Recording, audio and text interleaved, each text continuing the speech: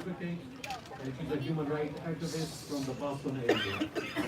Prior to joining CARE, Sumaiya was a youth worker at the city of Cambridge, Massachusetts, and she was working primarily with children of color from immigrant and refugee communities. She is currently the program director of Boston chapter of Malika. Malika is a Muslim woman and feminist? What does that mean? Women. Okay. Oh, it's a new word for me. Empowerment organization. She holds a degree with political science with minor in human rights and African studies from the University of Massachusetts in Boston. She is also a writer and poet and believes in our ability to teach others to build bridges through storytelling and art in her spare time. Sumaiya writes and performs poetry at local venues in Boston and Cambridge area. Last but not least, she was actually the moderator for the Muslim Fest 2 years ago here in Malden, where we had more than 5,000 people attended that, and it presented the Muslim culture. So without any further ado, we'll inshallah have both speakers, Dr. Ben Hazik. Oh, for the youth, Dr. Ben is a psychologist in a private practice in Weston, and he's a scholar at the Institute of Social Policy and Understanding. He received his doctorate in clinical psychology from Antioch University, New England. He has practiced numerous settings, including community health centers, emergency rooms, schools, state hospitals, and federal prison systems. Dr. has authored several academic journals, articles, and is a viewer of the Journal of Multicultural Counseling in various settings. Without any further ado, inshallah, we'll let them be given the platform, inshallah. Feel free to start.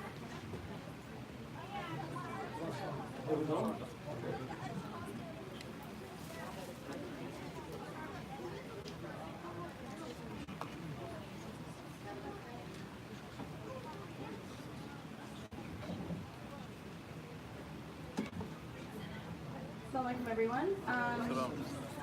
So that was a really great introduction. I'll go ahead and give you guys a little bit of my background and the work that I'm involved in, just to give you an idea of what I do. And inshallah, inshallah, serve as a resource for your community.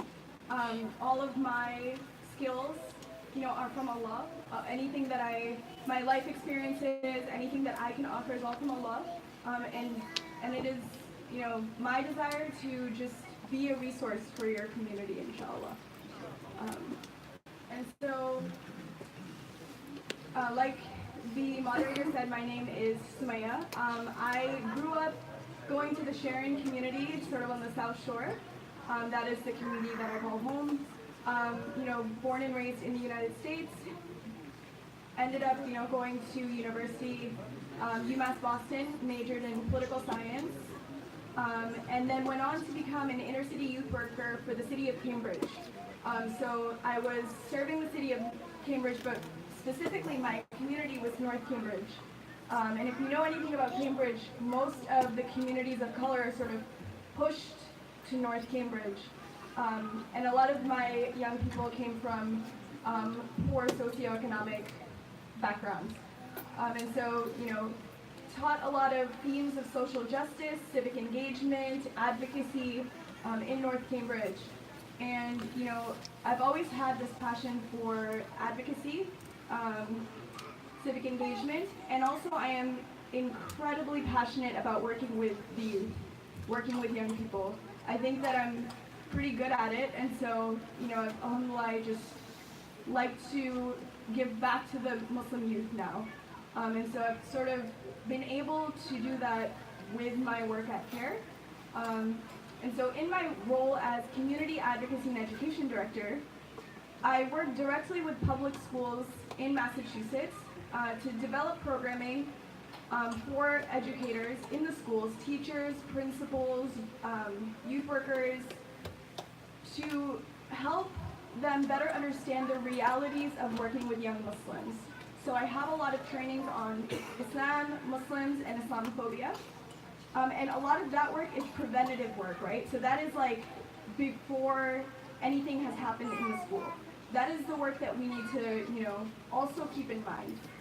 So it's not very reactionary. It's sort of setting the tone to create a safer environment for our young people beforehand. And then, aside from working with schools, I work directly with young people to help young people sort of strengthen their identity in Islam as Muslims. And so a lot of, the reaction to bullying becomes the internalization of the Islamophobia, right? So, young people only have a couple of choices when they've been bullied. And, an example of that could be being bullied for wearing hijab. Your reaction could be to take it off, right? And so a lot of that internalization is happening to our youth. And we need to make sure that our young people are sort of strong in themselves and in their sense of identity. And know how to build community and to build a sense of resilience. And so that's the work I do directly with Muslim youth. And so, yeah, that's a little bit about the work I'm doing, and inshallah maybe we'll have questions after. Sure, I can give my background briefly to folks who weren't in the session in here. I'm a psychologist. I work a lot with the Muslim community because honestly there aren't a lot of psychologists out there who specialize in working with the Muslim community. And so I'm fortunate to be one of them, and I'm hoping that there are going to be many more, inshallah, as we go on over the next few years. I, similar to what the sister said, very passionate about trying to meet the needs of the youth. In this community, my focus usually is on kids who are 12 and older. That's kind of really where more my clinical skills are.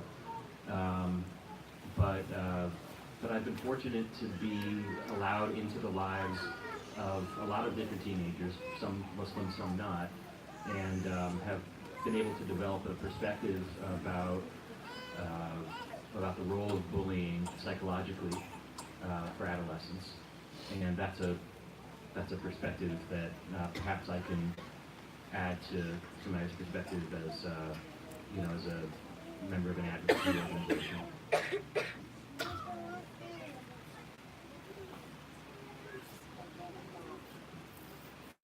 Ya Allah, this is the chance for all of you, young men, women, mothers and fathers, to ask our experts.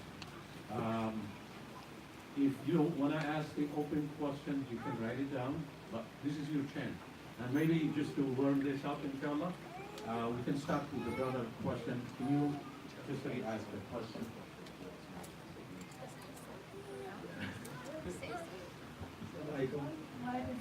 Thank you, sister, for coming.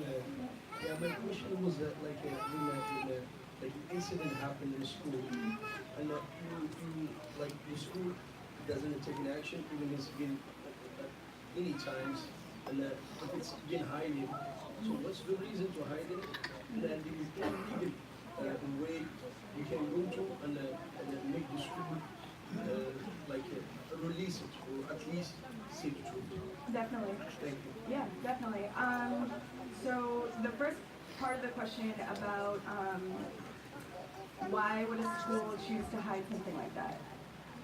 One thing that I've seen in my work as I'm working with schools, it's very dangerous for schools to admit that they have a racism problem. It's very difficult for many schools to admit that they have a sexism problem or an Islamophobia problem.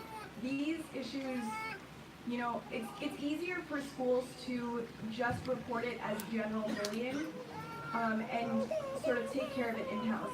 Because the moment it escalates to a hate crime, so a hate crime is different than bullying. So a hate crime is a crime, and it is essentially, it has to do with attacking someone's identity. So if someone was attacked because they were Muslim, the school most likely, I don't know the exact scenario, I'm not a lawyer, but the school most likely, wants to avoid that. But there's definitely things that you can do. So the first thing that I would say would be to call CARE. Our attorney, Barbara Dugan, I can give you her phone number afterwards too. Give her a call, and within 48 hours, she will get back to you, and you file an intake with us. That's my first piece of advice, because she's a lawyer. I'm not the lawyer, but as a community advocate, I encourage all of you, no matter what's going on, if you feel like this is something that should be taken seriously, give CARE a call. The worst that's going to happen is, we file the intake and we feel like, there's nothing that you can do, but most likely, there's always things that you can do. And so, I encourage you all to reach out to us, and we will provide the legal assistance. We want to hear from the young man. Are we just, have this, like, we just imagine this is bullying? Is there any indication, any of you, you don't have to, but did you see any condition, any incident where you witnessed or you saw a sign of bullying? Any of the young men? Or the parents? Have you, like the experts say, have any of your kids came, and report, an incident to you on how you deal with it? Or do you want to ask a question like this? This is, I know it's not all the question is up there, but think about the situation. And we have an expert here. They're coming here, and we really value your time. They go from a long distance, and our, to come and answer our questions. I know we have a lot of, questions that comes in at other times than the workshop. So, but this is your chance, Zama.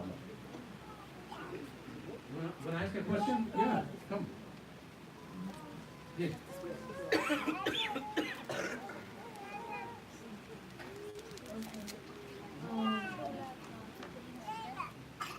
So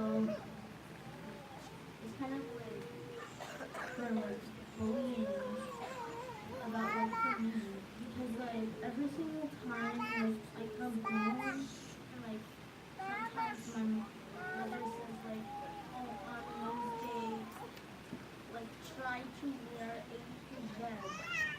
I try, but what happens if you get really nervous to just wear a hijab at Wednesday?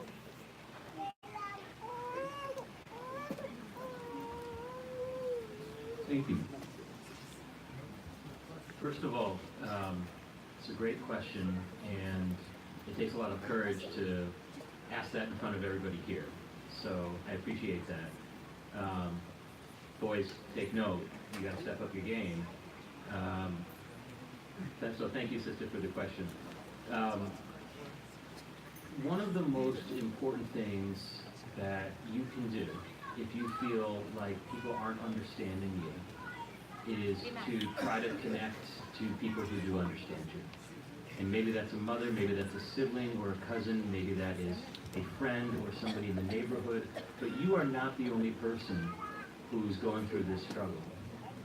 And one of the most important things that we can do is speak with people who understand us, who can offer their own personal advice. I can talk to you about how you're feeling, but when it comes to truly connecting with you on this issue, honestly, the best thing you can do is find somebody who understands where you're coming from and has experienced all of the different emotions that you're experiencing and has gone through the conversations that you're having right now. I think that you'll find that those people exist, and I think that you'll find that people who have been through what you've been through are really eager to share how they were able to deal with it. So I would really encourage you to make those connections. In terms of kind of the bullying aspect of this, if you feel like the bullying is if that's a factor and that's making you feel the way that you do, then it is important to involve grown-ups in the situation who may be able to work with an organization like CARE to help address that issue. We could talk for an hour about everything that you're feeling right now around this issue, and I can give you suggestions, and I can try to work with you on that. But the number one thing right now for you, I think, is to connect with somebody who understands where you're coming from. So you're not the only one, and there are a lot of different ways to deal with this.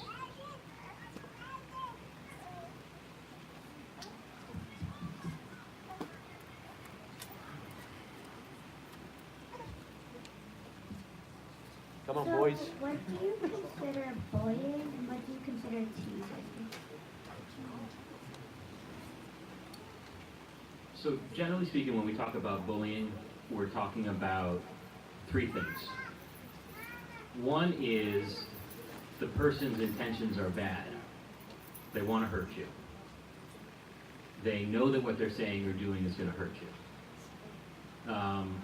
So that's an important way to think about, the difference between bullying and teasing.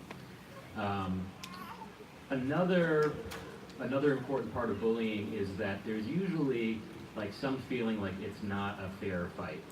Maybe there's 3 kids against 1 kid, or maybe it's a bigger kid against a smaller kid, or a more popular kid against a less popular kid, or even just a kid who's, part of, who's whatever, white and just kind of normal according to the culture versus a kid who looks differently.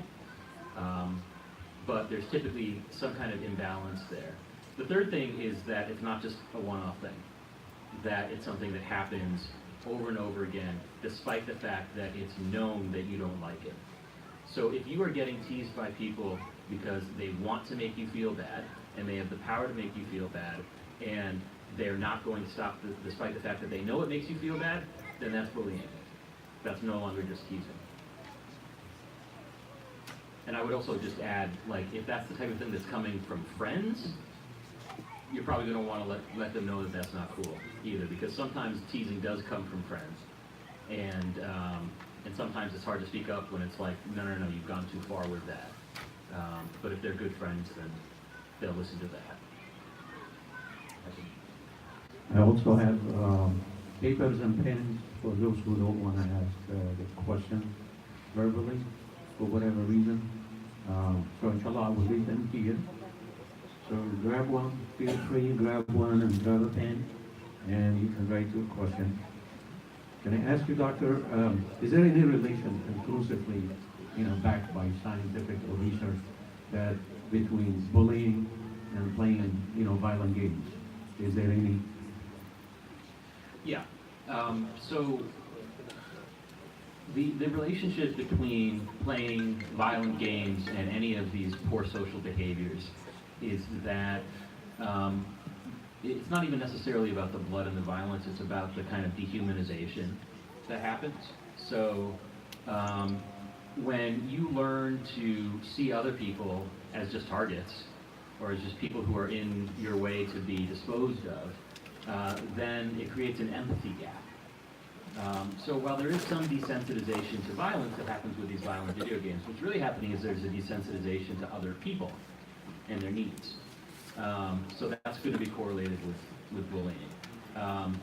If violent video games are correlated with violent bullying, then we need to focus on the violence. But the violence in the video games isn't just about, the blood and the shooting. It's about seeing the other person on the screen as not deserving of the same respect as you. And, willingly going into that world for hours at a time and then stepping back into a world where you have to treat people like people.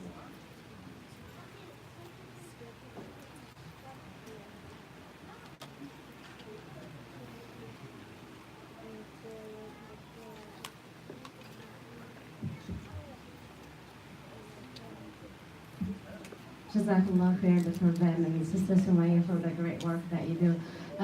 So from your experience, what is your advice to us parents who have young children?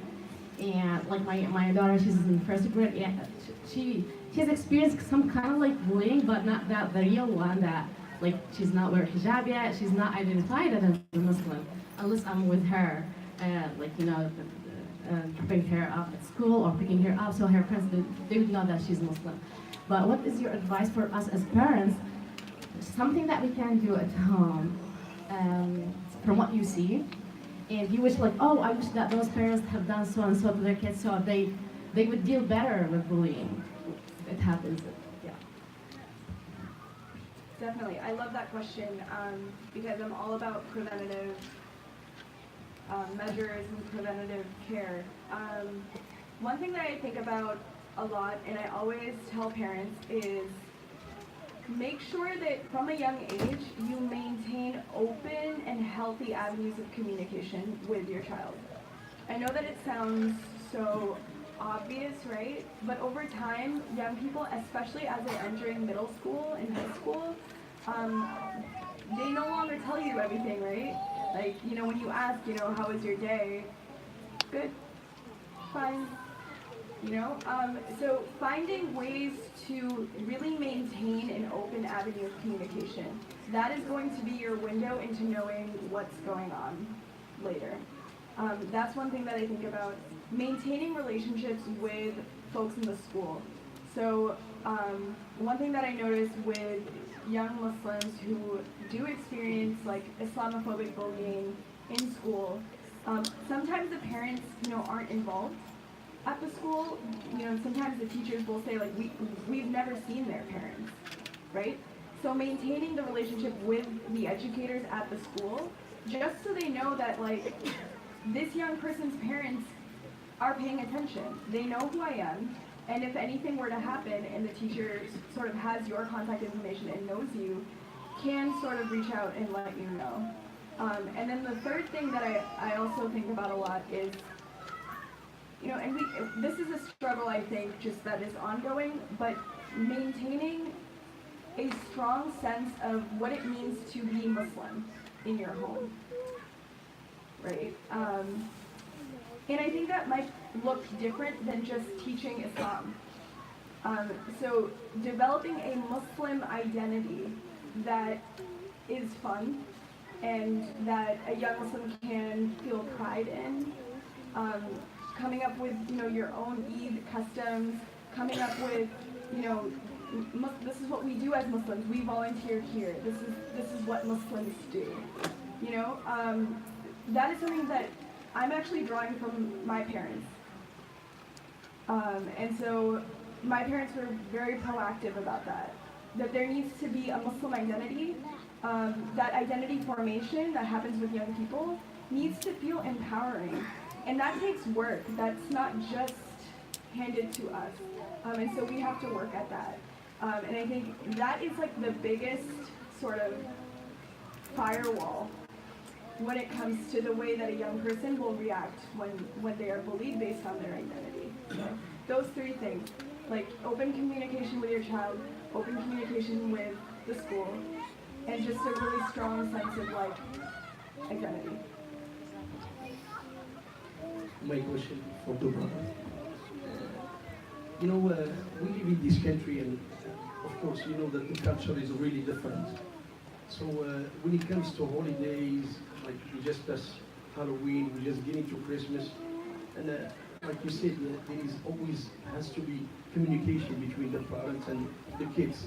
But how, in a rational way, to talk to your kids about the holiday and make them understand that's not us, that's them, and in the same time you have that process of communication to go without a smooth and easy one. And there is a things happen in the mosque in Everett. They have what you call it Halloween, and everybody make a big deal about it. And we start talking about bid'ah and this and that. And if in your point of counseling, so what do you think about this this proposal? It was good. It was not. And if it's good, why? If it's not, why? If you don't mind, please. Yeah, I don't know the specifics about that event. I think. But well, I would just say, just to answer the question in general about holidays. So what we can do is to help make religion relatable to kids. And one way that you do that is by pointing out some of the things that Islam, in this case, might have in common with some of these holidays that they see their friends celebrate.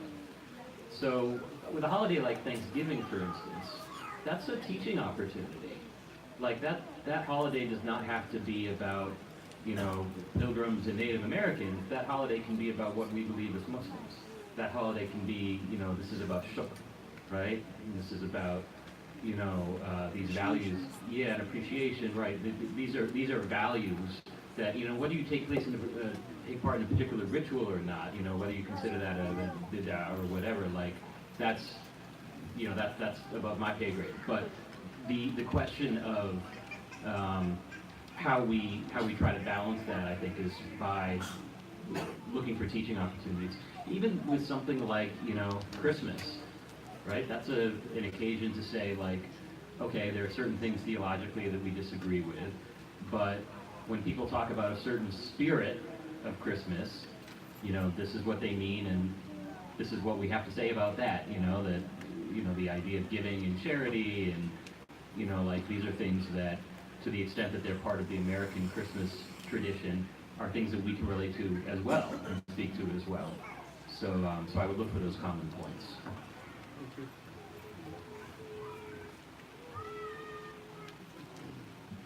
Assalamu alaikum. I'm asking question how our kids can get like place where they can pray at school and like free time for 5 minutes. Great. So the first thing I did, my first assignment at CARE was an email that came in that said, you know, it was from a mom who was speaking for like a bunch of moms at a particular high school, and they hadn't even asked for a prayer space, but they wanted one. And so, but they were afraid that, you know, if they asked and the school said no, then it would have some kind of impact on their kids in the school. And so they asked me to draft the letter for them and send it from me. And so that's something that I do. So if that's something you're comfortable with, I can approach the school on your behalf, but approach the school on your behalf. But regardless, no matter what school you go to, you have a right to a prayer space in the school. So one of our rights is access to a prayer space as Muslims in the United States, in a public school. That's period, across the board. And I don't think we realize that as Muslims, that we have that right.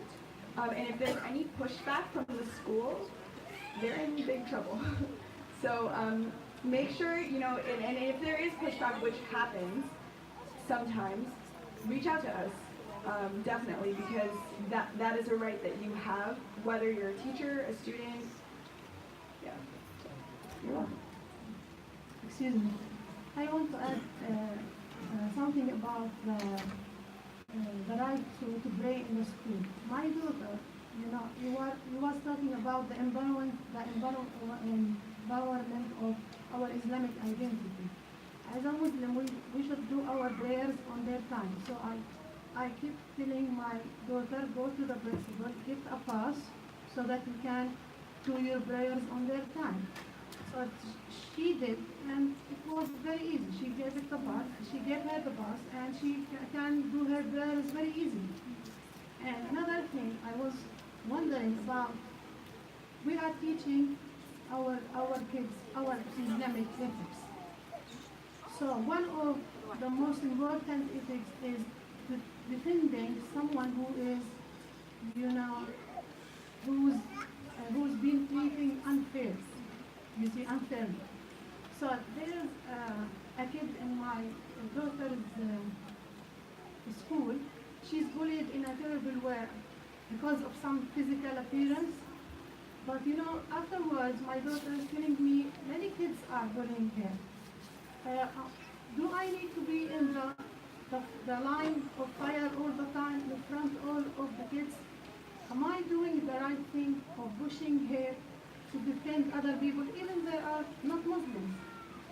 but you are, empowering their identity. Islam is not, is the faith of fairness, of being, to tolerate any other people, even if their appearance, their faith, of their culture. Thank you. Yeah, I can speak to that just really, really quickly. So, with my background in social justice, I find it extremely important to tie social justice and the themes of social justice that exist in Islam to the Muslim identity. And I think the process of that, to understand that Islam is a religion that values justice and loves justice and those that are just, is really important and can help strengthen a young Muslim's identity. I like your questions. So like my overall question is, how do you overcome a fear of like speaking up or anything? Like how do you overcome a fear?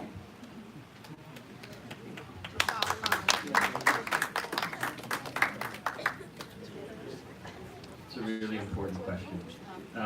So there's a general question of how you overcome a fear, which typically involves finding as supportive a setting as you can to engage with that fear, to learn to tolerate that fear, and to increasingly be able to do so.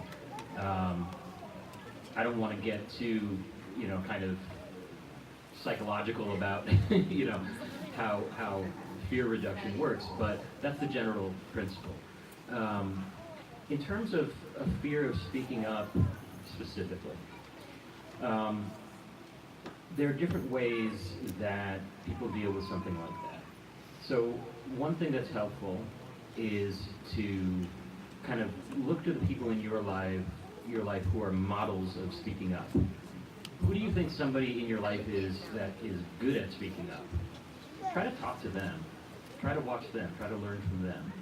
That helps you identify with them, which is a positive identification to begin with, and then there is an increased familiarity that you have with what they have to say and how they say it.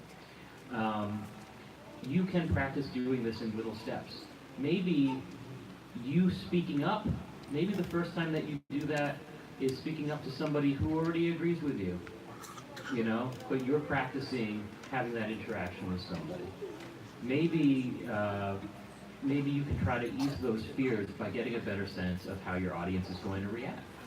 So if you're afraid that you're going to say something to a peer, a classmate or something like that, and they're not going to be happy about it, it's probably worth, either talking to a friend or a teacher or somebody to say like, hey, this is how I'm going to approach this.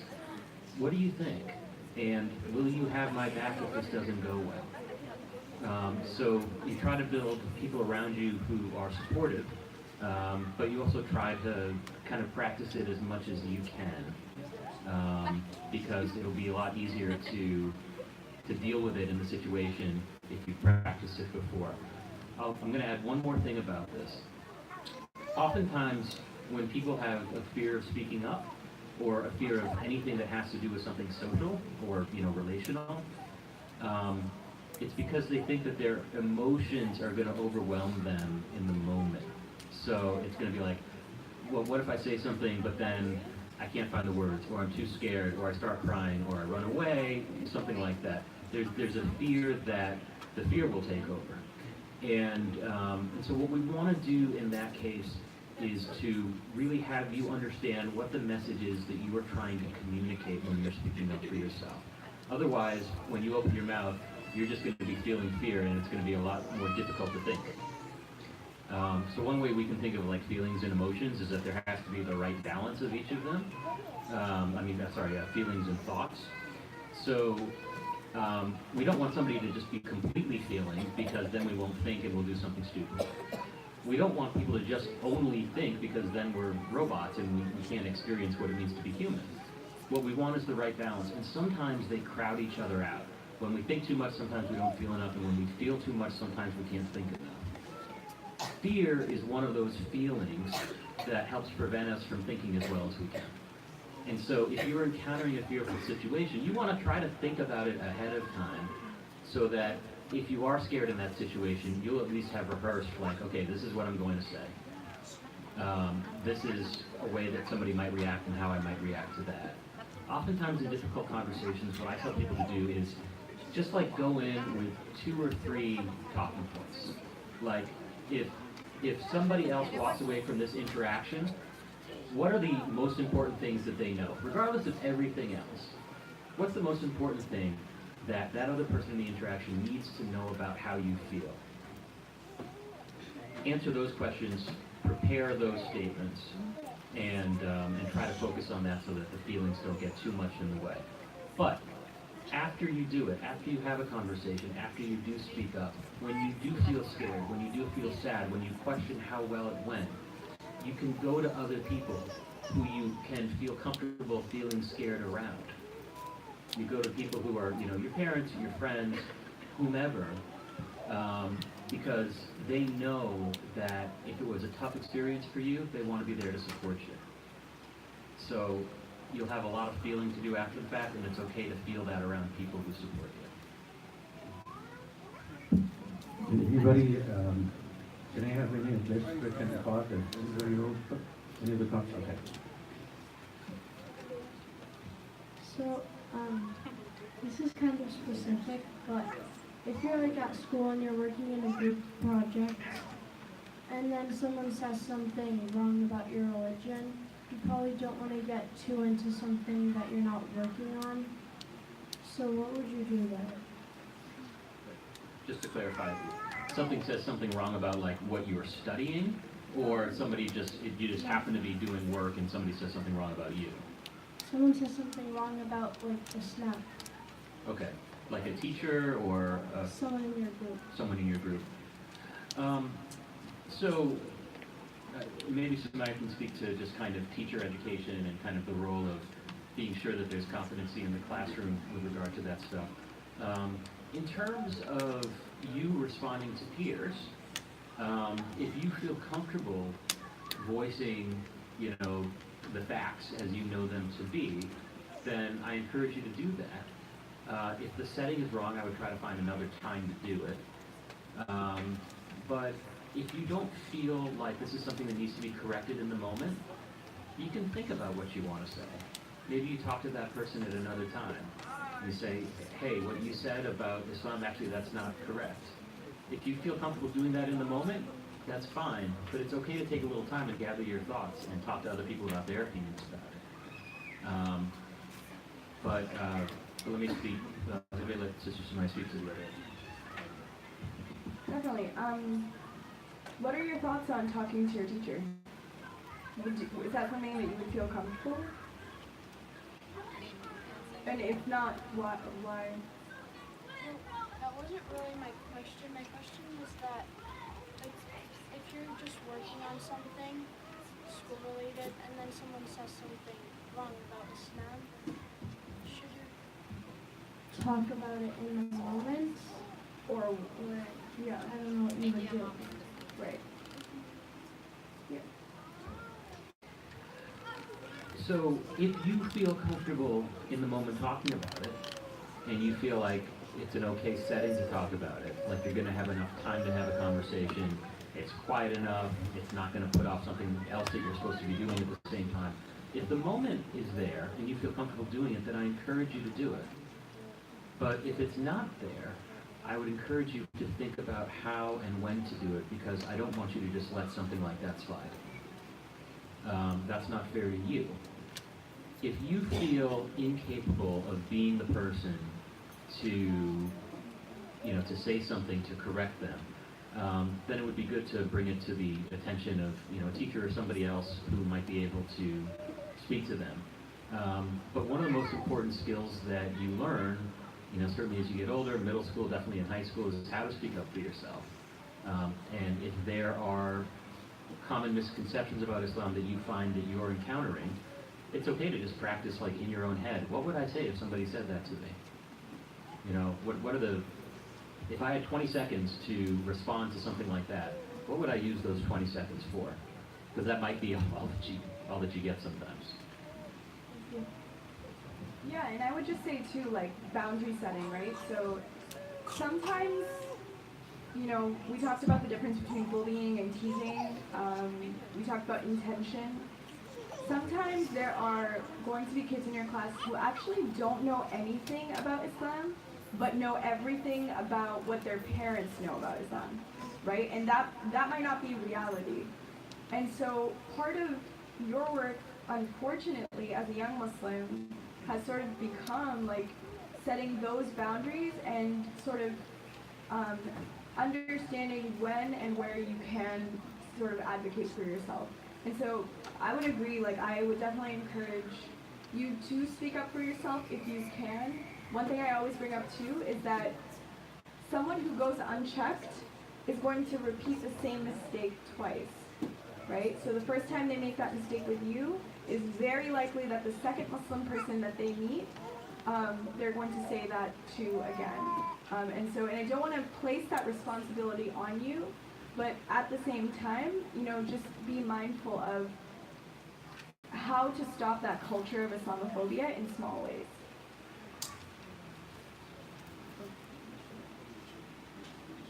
You want to take a verbal question, or you want to take the react? Okay. So the question says, what steps do parents need to follow up if their kids were bullied at school? Thank you. So the first thing that I would do is reach out to CARE. If you feel like, and it sounds like, I'm just trying to understand like the question, if it sounds like it was serious and you don't feel comfortable talking to the school yourself or figuring out what actually happened, I would say to call us and see how we can get involved, and see how we can help advocate for you in that scenario. But if you do feel comfortable sort of approaching the school and resolving the issue on your own, if it is not, you know, as serious and you think that that's, from your best judgment, you think that that's what you should do, you know, then that is up to your discretion. But I always encourage giving us a call. It also just helps us in general understand what's going on in the community, right? So if the more you all are in contact with us and the more you all are letting us know, you know, this happened, the better we can be at our jobs.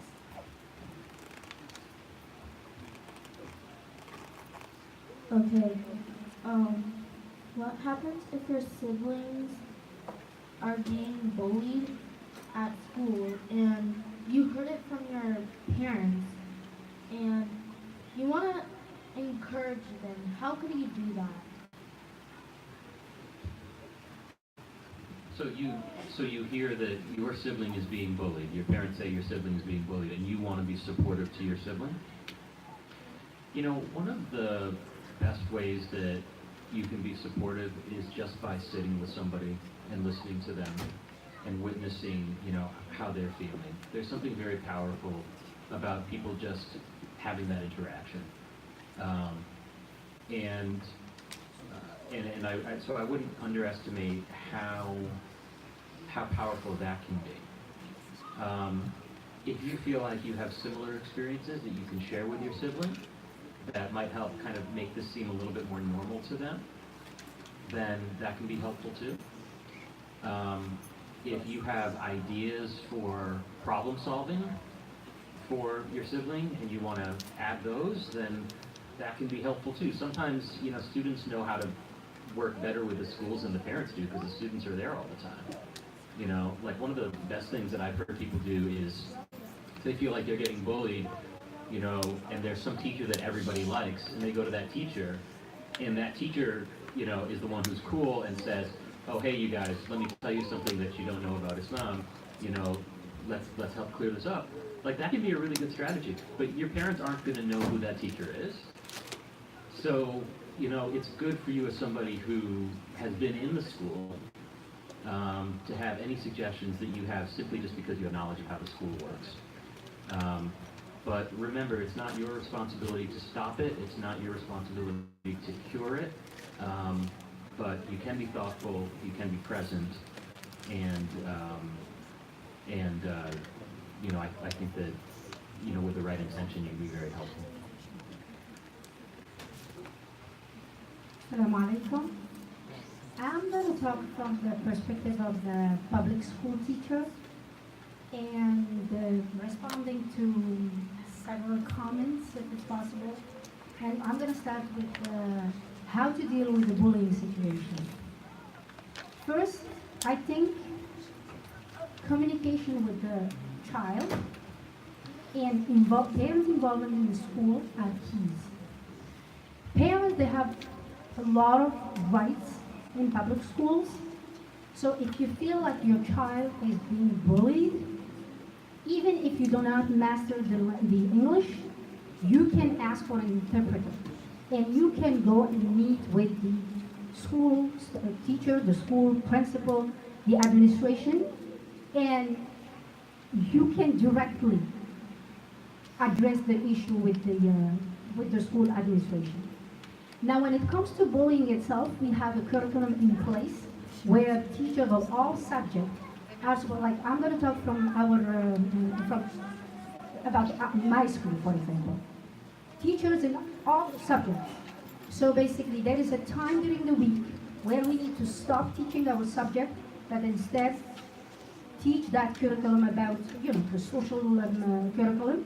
One of the lessons is bullying. It's a big lesson. It's a huge thing within the school. Everybody stops at the same time and teach students about it. So basically, we teach students how to face it, how to approach. They have to approach an adult in the building, whether it's a teacher, and also the students. They need to go to the. For example, if they cannot handle the situation, like someone is talking about Islam, like sister was talking about earlier. So you need to approach your teacher. You need to approach your guidance counselor. They're there to help you. And parents, brothers and sisters, I would like you have a lot of rights. Just be brave and go talk to them in your school. The problem will be solved. We do have a lot of, mediation, a lot of to the situation. I don't think, in my opinion, I don't think we need to ignore all these rights. And then anytime we have a problem, we have to contact care in order to solve our problems. We need to be strong enough, and we do have rights, we do have resources, so use them. And again, if you don't feel comfortable approaching the teachers or ask for an interpreter and speak in your own language.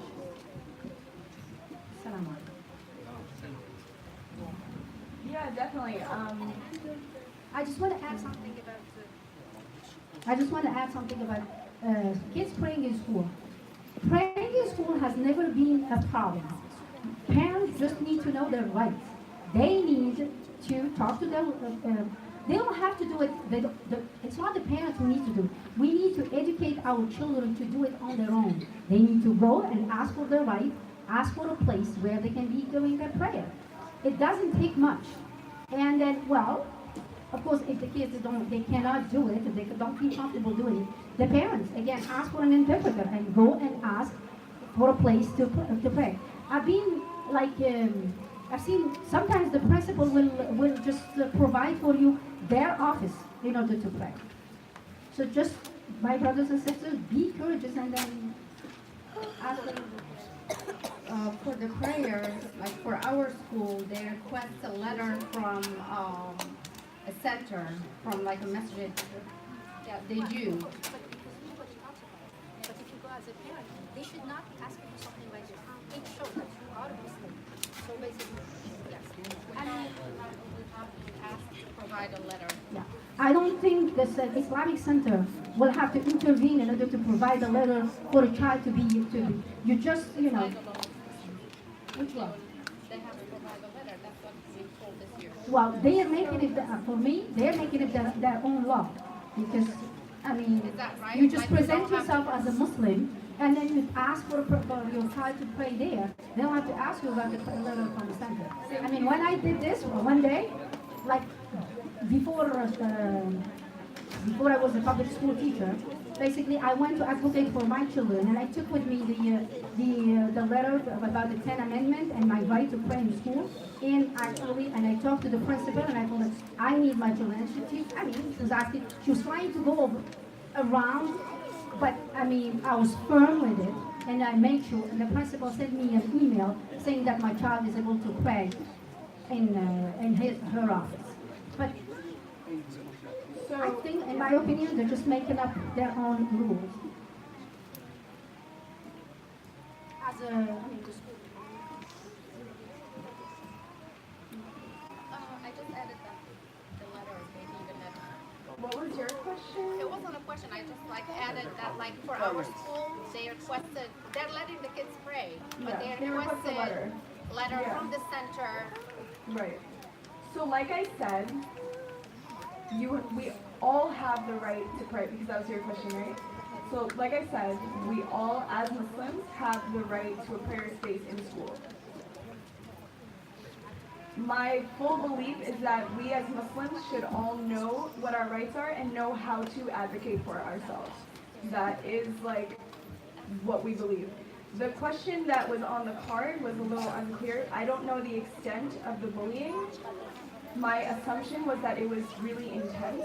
And so in those scenarios where if you don't feel comfortable doing that, you can reach out to us.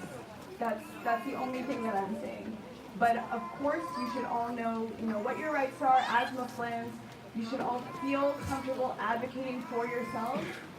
If you feel that you're being mistreated on the basis of your identity. I don't know if that sort of.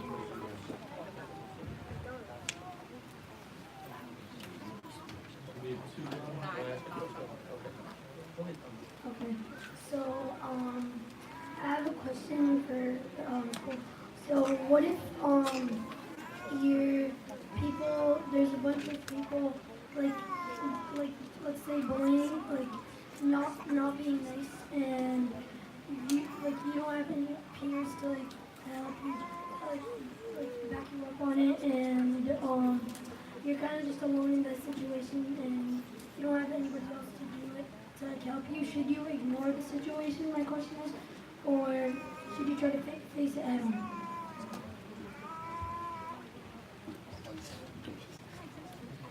If the situation is hurtful for you, then you shouldn't ignore it. You should talk to somebody about it. You should tell somebody about it. Now, I mean, if it's no big deal for you, then, I mean, it's up to you whether you want to speak up about it. But if it hurts you, if it's difficult for you, if it keeps happening and if people are trying to hurt your feelings, then that's bullying. And that's something that if you don't feel comfortable talking to somebody, talking to the bullies directly about it, then you talk to a teacher or a parent or a guidance counselor, or anybody else who you trust, because they'll be there for you. Okay. So one of the written questions was, what happens when bullying comes from other Muslims who want to be accepted and popular? So the Muslims bully other Muslim kids just because they think that that'll spare them from the bullying, maybe. I feel really sorry for Muslims who feel like they have to do that, who feel like they have to bully other Muslim kids just so that they can get accepted. It's not your job as a student to convince them otherwise. It's not your job as a student to say, no, you need to be another Muslim, or something like that. But that is a situation where it's good to have grown-ups involved, because chances are those Muslims who are bullying the other Muslims, that they have a lot of stuff going on in their own head that they need to work through. But it doesn't have to be, you and only you to call them out on it if you don't feel comfortable or if you don't feel able to do that. The second question, which is similar, what if you tell kids that you're Muslim and then they don't care, but they tell their parents and then they start avoiding you?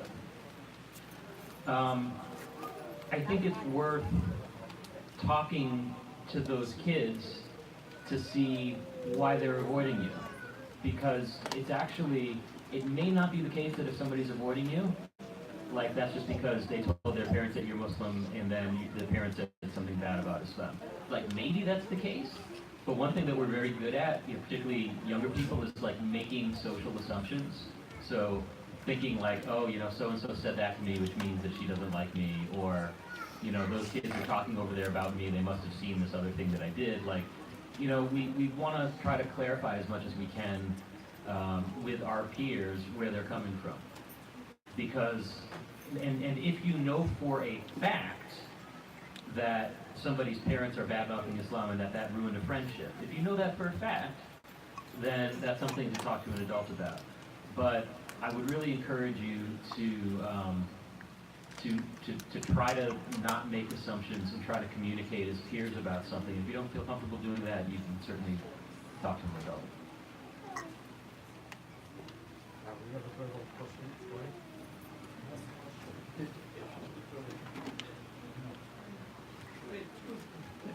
If you're getting bullied and the bully says not to tell anybody that I hurt you or anything, and if you tell somebody that you got hurt by this bully, they're gonna do something bad to your family or you. What would I do if I was in that situation? If you think that the bullying isn't going to stop, then you should speak up, right? So if this person is saying, if you speak up, I'm going to keep bullying you, then they're probably going to keep bullying you anyway. Like, it seems like that's what they get some kind of, like they seem to like doing that. There's something that's making them do that, something wrong with them. So if they say, don't tell anybody or I'm going to hurt you, then they're going to keep hurting you until you tell somebody.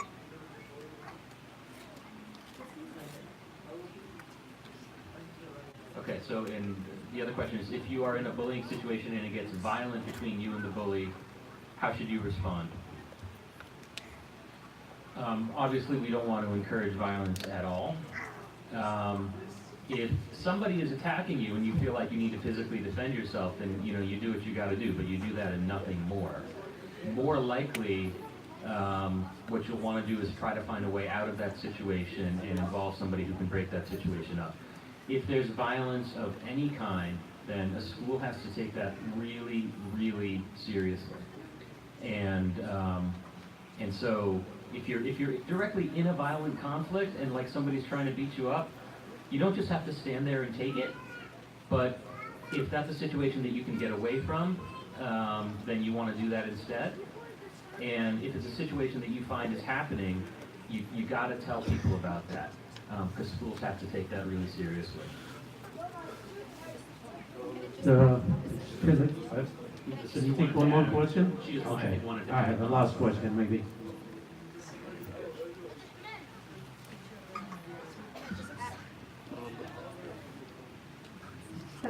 I just want to add a comment, like responding to that question. Just add something to what you said. Yes, speak up, that's number one. Sometimes the situation can be resolved easily. We think that it's huge, but I'm gonna talk from my perspective as a parent. I have my son who, last year, I remember he did not want to ride the school bus. And I approached him and I asked him, and I have to repeat the question several times, what is the reason you don't want to use the bus? And I realized that someone was punching him and that person actually, that student, was his best friend, but he started punching him in the bus. And, as a mother, I felt hurt, and, I was hurt because I know how much he was hurt. And I told him, why didn't you talk to me before? And the way that the situation was resolved immediately when I took the phone and contacted the mother of the student. I was surprised how the problem was resolved. And the mother was really understanding and she was very kind. The next day, my son took the bus and he was very, very comfortable. When he came back, I asked him the question, how did you do? And it was a different talk from the first time. So this is just to tell you how easy sometimes it's to solve the difficult situations and very challenging situations. Just make sure you have a good relationship with the school. You have the relationship with some of the parents. And it doesn't take much. Sometimes we're afraid, we think it's a huge thing, but it's not at the end of the day. Thank you. So I think this is our last question, right? Yeah, Okay. I'll let you go. The question is, what should I do? My 10-year-old son told me about a kid in his classroom that bothers him, but he doesn't want me to talk to his teacher. Oh, okay. Should I email the teacher and ask him not to tell my son? I don't want to lose my son's trust. And this is a really tough situation, and it's a good question. Part of the answer to this question is to figure out what kind of relationship do you have with your son's teacher to begin with. If you have a good relationship with your son's teacher that is trusting, that involves a lot of communication to begin with, then I think you'll feel a lot more comfortable contacting that teacher and understanding that you can work together to deal with the issue in the best way, including whether or not your son's brought into that specific conversation or whether or not there's some other type of intervention. But that becomes a lot more effective when you have a relationship with the teacher to begin with. But if your son doesn't want to talk to the teacher about it, I think it's worth asking him and kind of making it a teaching moment. How do you think we're going to solve this then? What do you think is going to happen that's going to make this stop then? And it's a time for him to maybe share some of his ideas, and a time for you to kind of brainstorm together and kind of be a team. But I would think about it as an opportunity in that respect as well. With this, inshallah, we conclude and say thank you for all the parents, thank you for the sisters, and for the young women and young men, inshallah. And thanks finally to the panelists. And Allah subhanahu wa ta'ala reward you for a long drive and for the long hour and staying late. And we say as a final, subhanaka Allahumma wa bihamdik, ashhadu an la ilaha illa anta, astaghfiruka wa atubu ilayk.